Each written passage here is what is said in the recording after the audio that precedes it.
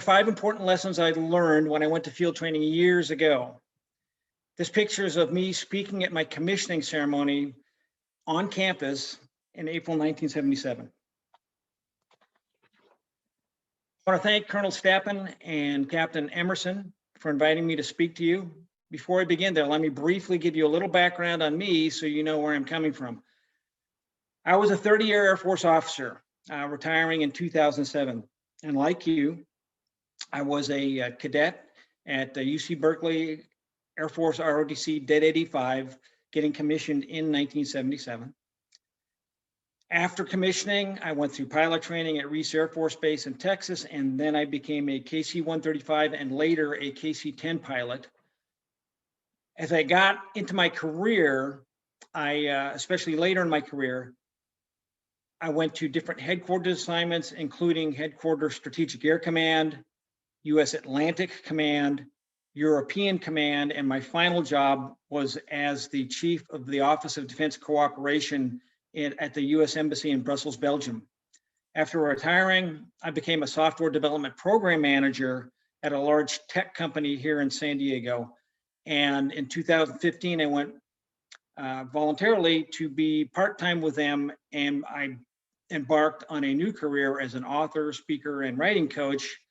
I published my book, Aimpoint, an Air Force Pilot's Lessons for Navigating Life in 2019. And last year, I started a series of writing retreats called Make Your Book a Reality, aimed at first-time authors for them to edit and publish their books. Here are the lessons I'll be sharing with you. And yes, 1975 was a really long time ago. None of you were alive. Your parents were small children, if they were even around, and Gerald Ford was president. You can look that one up. He wasn't president very long. The 5 lessons I learned not only helped me during field training, they also helped me succeed throughout my entire Air Force career and beyond. I'll be going through each of these in more detail during my presentation. And I invite you to ask me questions about anything, my career, my presentation, anything. Life at Berkeley as a cadet in the mid-1970s. You can do that at the end of the presentation, please.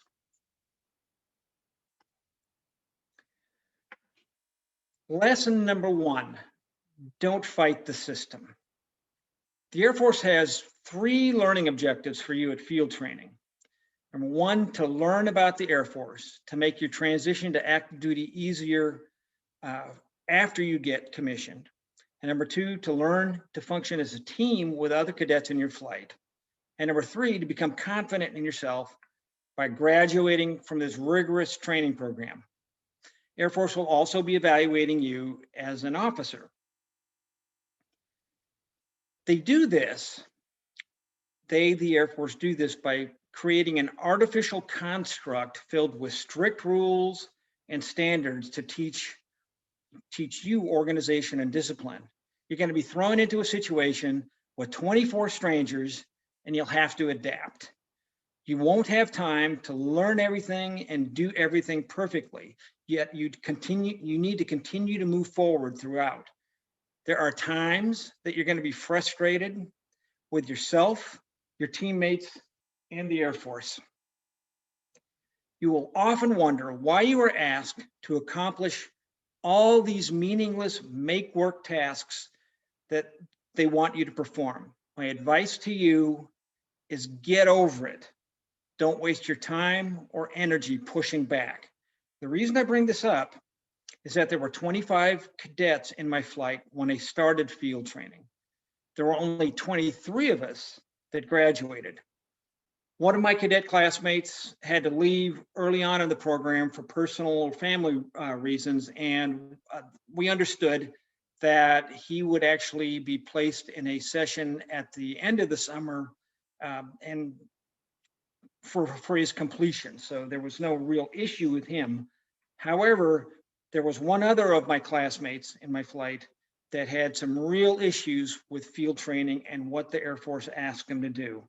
So much so that after about a couple of weeks, he performed a self-initiated elimination and withdrew from the course. I ask you to not project your field training experience into what active duty life is going to be like for you. Your life as an Air Force officer will be very different than what you experience at field training. You will be evaluated on how you perform your job as an officer and not on whether you fold your underwear properly. The lesson I learned at field training was that this particular place and time was not the right place to fight the system. The more you resent and push back, the bigger hole you dig for yourself. I want to encourage you, I want to assure you that there will be time during your career, especially as you become more senior, when the Air Force will rely on you to make positive changes to the system. Field training is not that place. Lesson 2, plan ahead. My primary focus in 1975 was getting ready for field training and doing the best job I could. I also wanted to make money during the summer so that I could help with my college living expenses come fall of 75. So I came up with a plan. And my plan was to go to the earliest field training session possible. And then after I got back, I'd be available to work at a local fruit cannery, which did their canning later in the summer. The Air Force took my request and granted it, and they assigned me to go to field training at Rickenbacker Air Force Base, just outside of Columbus, Ohio, starting 2 days after my last final exam. Well, of course, I couldn't drive out there. I had to take a flight. The Air Force did give me $600 to buy an airline ticket.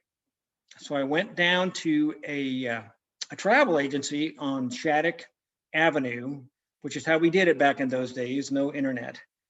And I asked the travel agent to show me the cheapest way I could fly to Columbus, Ohio, and arrive just in time so I could start training. And what she came up with was an overnight flight that had 3 legs, with 2 different stopover locations, with minimum turn time on 3 different airlines, arriving just in time to grab my luggage and catch the bus. So what could possibly go wrong? As it turned out, I was extraordinarily fortunate. I actually did arrive. All the planes made it. All the turn times worked out okay, and my luggage showed up. So that was amazing, amazingly lucky. But what I didn't plan on was, what do I do after that? I had enough time to grab my luggage and get on a bus headed to the base. As soon as I arrived at the base, along with other cadets, we were shuffled to a large room where the commander of the camp, Colonel Mangles, awaited us. He wanted to give us a briefing. And so, since I was among the last group to arrive, we were in the front row. So Colonel Mangles got up in front of us, a large, imposing man, and as he spoke, he paced in front of us and he told us what he expected from us. He told us what we should expect from training. And in the middle of his briefing, he pointed his finger at me and said, "This cadet needs a shave, and it looks like he slept in his shirt." And this was true. I did need a shave, and I had slept in my shirt. This was a terrible way to start off my field training experience, being identified as the bad example. So after Colonel Mangles got through with his briefing to us, we split up into 8 groups representing the 8 different flights that we were going to be in. And I joined my flight, C flight, in one of the classrooms in this large building. As our flight commander, Captain Wilmot, came into the room, we all came to attention, and he started to tell us about himself and what his expectations were. The very first thing he started with was that his hero in life was Woody Hayes. Now, Woody Hayes may not mean anything to you, but at the time, Woody Hayes was a very famous college football coach. In fact, he was the reigning national champion at Ohio State. Woody Hayes was famous for the saying, "Winning isn't everything, it's the only thing." Woody Hayes also had real anger management issues, which would eventually lead to his being fired from being coach at Ohio State when he struck a player from the opposing team during one of the bowl games that Ohio State went to. Captain Wilmot also told us that when he was an ROTC cadet, he was very disappointed that he and his flight didn't win honor flight at field training. And he wasn't going to let that happen to us. Now, honor flight is an award that the top flight, based on the accumulated points the flight gets, at the end of training, the award honor flight for the entire training. And during training each week, honor flight for that week is identified. So Captain Wilmot laid the marker down that we needed to be honor flight. And not only did we need to be honor flight overall, we needed to be #1 every week overall, and also in the 4 different categories that we competed in academics and drill and inspection, and there was even sports. We got points for all of those categories. We needed to be #1 all the time. So I can say with near 100% certainty that every one of us in sea flight, all of the cadets in sea flights, could have cared less about being honor flight. We didn't want Woody Hayes as our coach. We wanted someone more along the lines of America's dad, Tom Hanks. But yes, there we were. So as Captain Wilmot paced in front of us, telling us how miserable our life was going to be, every once in a while he would stop in front of me and look at me. And this wasn't in a good way. I don't know for sure if he was in Colonel Mangel's briefing, but I could tell that my poor start already had impacted Captain Wilmot as well. This was entirely my fault.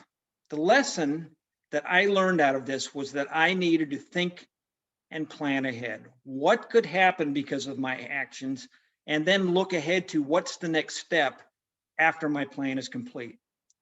Now, don't get me wrong, we can do very complex tasks in the Air Force, but it's important to keep things simple and understandable whenever we can. If your plan involves the sequential completion of 4 unlikely events or divine intervention, you should probably reconsider your plan. Lesson number 3, be decisive. Once Captain Wilmot was done, he posted the duty schedule for the month on the bulletin board. And it just so happened that that very first day, I was the cadet duty officer that afternoon. This was not a high honor.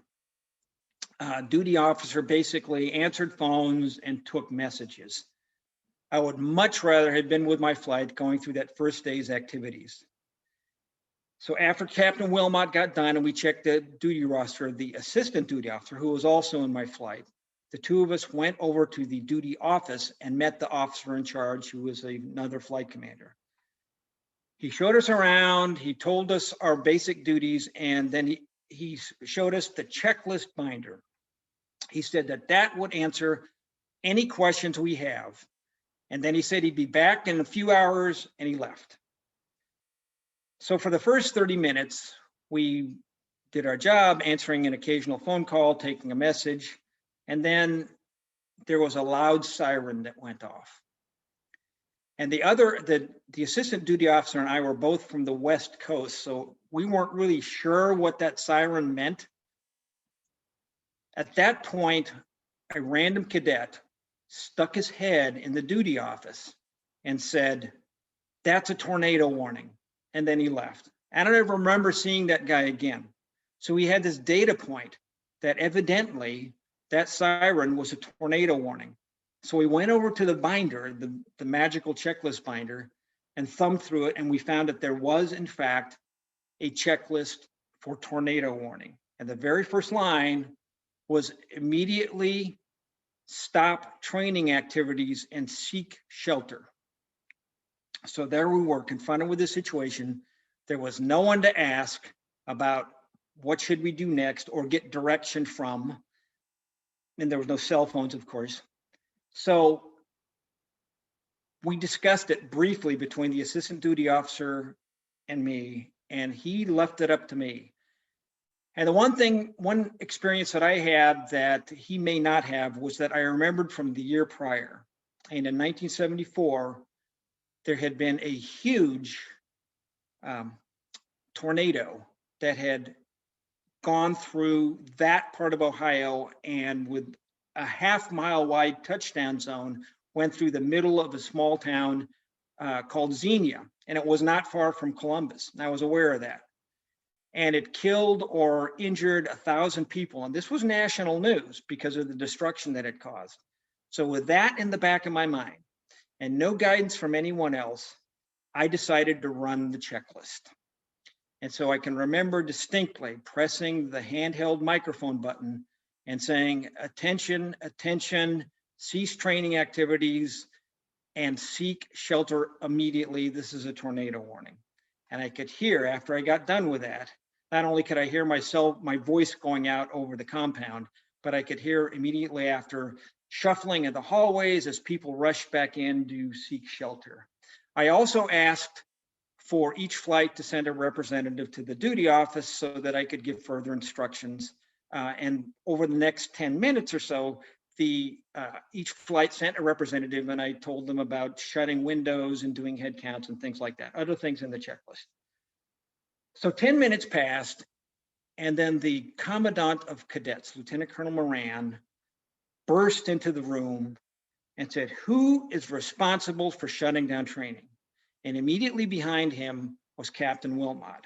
And what I expect happened was that Colonel Moran had asked the other flight commanders, wondering who actually gave me the instruction to shut down training. And he found out that no one gave me the instruction. And in fact, I had done it on my own.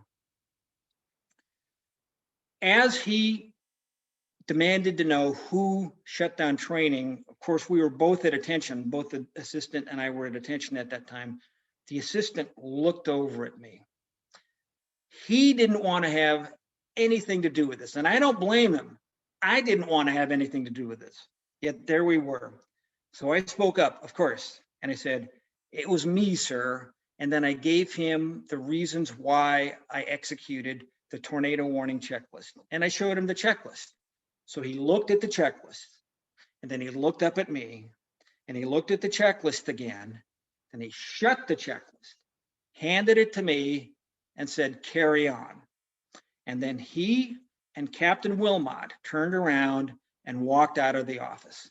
And as Captain Wilmot turned around and walked away, I thought, for probably the only time during training, I thought I saw him crack a smile. So the end result was that no tornadoes ever touched down in the area, neither out on the base or in the area. But what if they had? The cost for inaction in that situation, however remote the chance, was so severe, I felt that I couldn't wait for permission to make the announcement. As officers, you will be faced with many decisions in your career. It's always wise to consult your boss, get advice, and gather more information to make the best decision you can. There are times, though, when you simply have to decide what to do. Don't delay your decision, waiting for the perfect solution from yourself or those who work for you. Don't be afraid to make a decision. Just make a decision and make it right.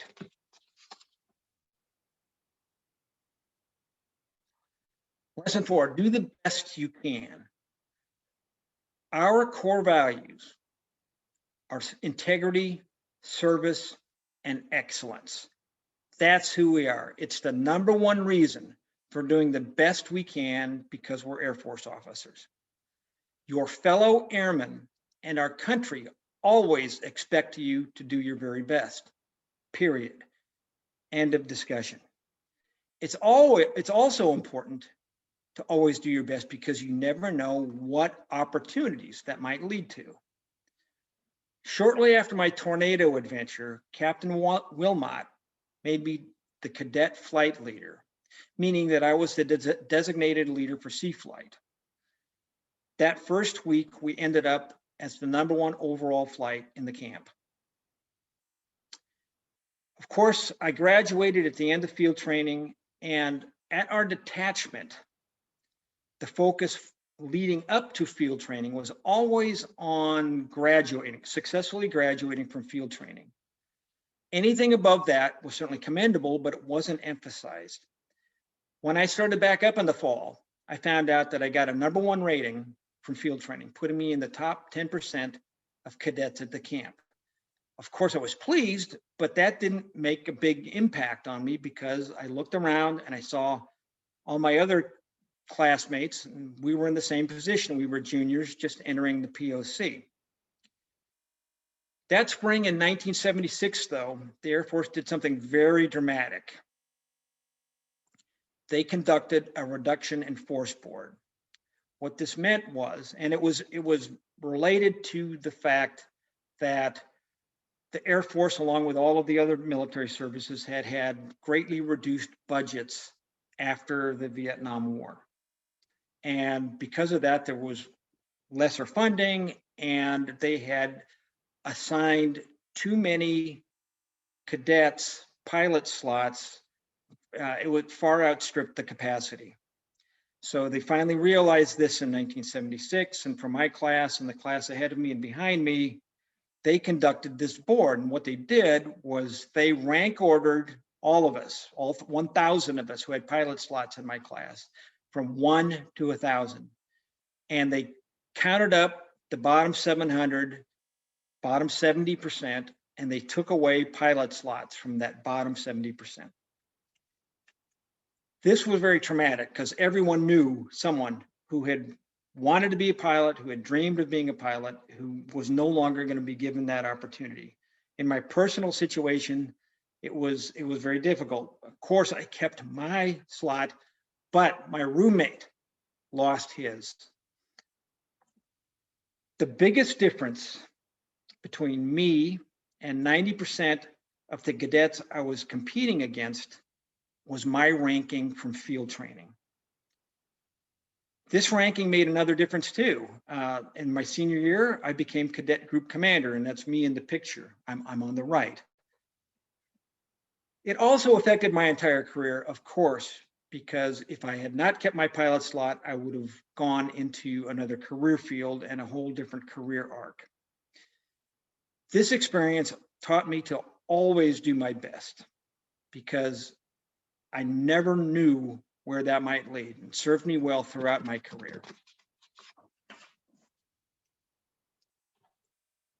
And the final lesson, lesson 5, don't be quick to judge people.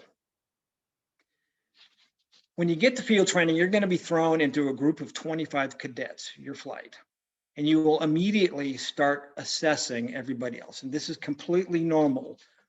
Anytime we're thrown into a group, we look around, we immediately make assessments as to who do I think I can get along with, who might wait a bit to make a judgment on. It's normal, it's healthy, and it's completely understandable. What I'm asking of you is to be open to reassessing your initial opinions after you get to know people. And Captain Wilmot, who is pictured here in a jovial mood, is a great example of this. When we all first met him, we figured he was a complete jerk who didn't care at all about us. We thought that he wanted to win honor flight for a feather in his cap. Well, he never became best buddies with us, which of course none of us expected. We discovered he really wanted us to succeed as individuals and as a team as time went on. At one point, he pulled me aside and offered me some wonderful advice. I heard it later in my career too, but he was the very first person to offer this up. He told me that being a good pilot is important, but to succeed as a pilot doesn't mean becoming the very best pilot in the squadron. It means becoming the very best leader. Also, early on, when I was the cadet flight lead, He came by our dormitory after dinner one night to get my opinion on the one cadet that we were having difficulties with, the one that I described earlier. He asked for my thoughts and he asked for my suggestions. I was very impressed that he would seek my thoughts on this, and it taught me the importance of getting feedback from the people I lead to make the best decision possible. And the last example I want to provide is that after training was done, I learned that Captain Wilmot's last assignment had been as a military advisor to the South Vietnamese Air Force. This meant that he was embedded in a unit of the South Vietnamese Air Force, and he got to know them, he made friends with them, he lived with them, he ate meals with them, the entire show. 1 month before our training started, North Vietnam invaded South Vietnam and finished overrunning the country. For those, especially officers in the South Vietnamese military, some of them, this was a tragedy. Some of them escaped and became refugees, either in Thailand, some even made it to the United States, but the vast majority were either killed outright or were sent to brutal re-education camps. This had to be playing on Captain Wilmot's mind as we started training, and who knows how that might have affected his attitude towards us and attitude towards training. I was mistaken about Captain Wilmot. In the end, he showed that he cared much more than he initially led us to believe. The bigger lesson here, though, is that you will work with a lot of people in the Air Force. Some of them may have personal or family issues they're dealing with to the point of affecting their attitude. I ask you to be open to finding out what's behind their behavior and to see if you can help in any way. You'll be surprised by what a positive response you get just by listening. You may even be able to help them with whatever's bothering them. And here's some final thoughts and that I'd like to offer. And that picture below is actually my ROTC graduating class at our 20-year reunion years ago. You are awesome. I want to thank each of you for volunteering to serve your country as an Air Force officer. You should absolutely be proud of yourself. Look at how far you've come already. For those of you who are sophomores and are entering POC, which is typically when you go to field training, congratulations on your arrival into the POC. You're almost there. I urge all of you at whatever level you're at to look ahead eagerly to the amazing adventures you'll have in the Air Force. And it's okay to get excited about this. I would like to open it up to any questions that you might have. Good afternoon, sir. Cadet First Class Ott. First of all, thank you for that talk. It was very interesting. My question was, if you had to pick just one of those 5 lessons, which would you say served you the best in your early years as a second lieutenant on active duty? And then also, if there's time at the end, I would love to hear about your experience at Berkeley as a cadet. Well, that's good. Those are 2 really good questions. Picking one of those as the best might be a little difficult, but the one that came to mind immediately as you're asking that question, and thank you for the question, is be decisive.